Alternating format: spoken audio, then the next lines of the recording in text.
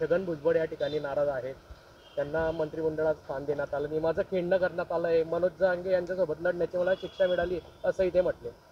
तो मनोज जरांगे किंवा छगन भुजबळ साहेबांचा विषय आहे किंवा छगन भुजबळ साहेब त्यांच्या पक्षाचा विषय, त्यात आम्हाला कशाला ओढता विनाकारण. ते नाराजी त्यांची असेल.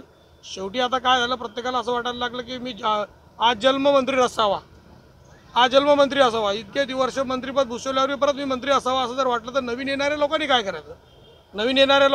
नवीन लोकांनी कधी सत्ता घ्यायचीच नाही का? पण जे म्हटलं गेलेलं आहे की आजचा कार्यकर्ता उद्याचा राज्यकर्ता होईल, हे सगळं साफ खोटं आहे का? याच्यासाठी नवीन लोकांना, तरुणांना पण संधी दिली पाहिजे. त्यांच्याकडे नवीन नवीन विजन आहे, त्यांच्या माध्यमातून कामं केले पाहिजे. हा सर्व समाजाचा एक मानसिकता आहे. आज भुजबळ साहेबांना काय वाटत असेल ते मला माहीत नाही. बघा, तुम्हाला सांगितल्याप्रमाणे मुक्ताईनगर विधानसभा मतदारसंघात मागच्या सरकारच्या माध्यमातून खूप मोठ्या प्रमाणात कामं माननीय मुख्यमंत्री एकनाथ शिंदेच्या माध्यमातून झाले आणि लोकांना त्या संदर्भामध्ये अतिशय पॉझिटिव्ह कामं 30 वर्षात जे गेले झाले नव्हते ते आता झाले. ते लोक अतिशय सकारात्मक होते. महिला भगिनींच्या संदर्भात अनेक निर्णय झाले. लाडकी बहीण झाली, मुलींना उच्च शिक्षणाचं झालं, 44 लाख शेतकऱ्यांना 7.5 HP मोफत विजेचं झालं, 3 हेक्टरच्या वरती नुकसानीसाठी NDRFचे निकष लावून ते झाले. युवकांना युवा प्रशिक्षण योजनेमध्ये 6 महिन्यासाठी आपण प्रशिक्षण देतो. अशा अनेक योजना वैयक्तिक लाभाच्याही झाल्या आणि सार्वजनिक कार्यक्रम खूप झाले. त्याच्यामुळे खऱ्या अर्थाने आज हा विजय जो मिळाला, हा त्याचंच द्योतक आहे. विकासाच्या बाजूने सर्वसामान्य माणूस राहतो, त्याला विकास अपेक्षित असतो, त्याच्यामुळे आज हे विजय झालेला आहे. भाऊ, काल रोहिणी खडसे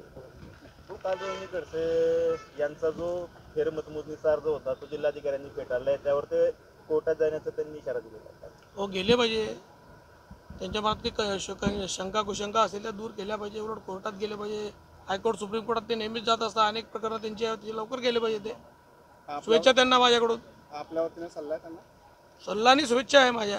गेलेच पाहिजे. त्यांना काय, ज्या लोकांना असं वाटतं की EVM मध्ये काहीतरी प्रॉब्लेम आहे, त्या सगळ्याच लोकांनी केले पाहिजे तिथे. कारण काल ज्या टायमाला EVM मध्ये लोकसभेचा निकाल लागला त्या टायमाला त्यांनी काही बोलले नाही. त्यांच्याच घरामध्ये एक जण निवडून आला त्या टायमाला ते कुठे गेले नाही. तर ते प्रदेशाध्यक्ष होते, त्यांचा उमेदवार पडला त्या टायमाला त्यांनी काही आक्षेप घेतला नाही. तेवढा आत्ता हा फक्त सोयीस्कररित्या घेतलेला आक्षेप आहे असं आम्हाला वाटतं. जनतेलाही तसंच वाटतंय.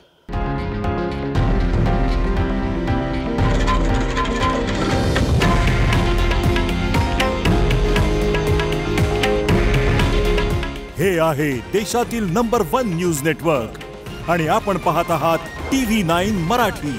काळजी तुमची, हित महाराष्ट्राचं.